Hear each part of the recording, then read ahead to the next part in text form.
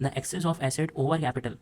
तो जितना भी एक्सेस होता है कैपिटल पर ओवर कैपिटल वो किसका होता है, यानी हमारी जो अकाउंटिंग क्वेश्चन है वो ये है asset equals to liability plus capital. तो एसेट के दो ही हिस्से होंगे, एक लाइबिलिटी होगी और एक कैपिटल होगा। तो एसेट के कैपिटल से ऊपर जितना भी अमाउंट होगा वो सब क्या होगा, लाइबिलिटी होगा। ठीक, तो इस तरीके से ये ऑप्शन करेक्ट हो गया।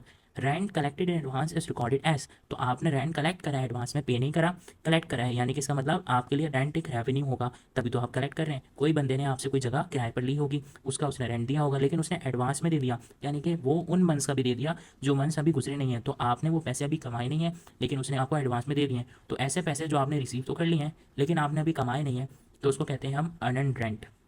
तो ऐसे रेवेन्यूज जो हमने अभी कमाई नहीं है पर रिसीव कर लिए हैं तो वो अर्नड कहलाते हैं हमेशा।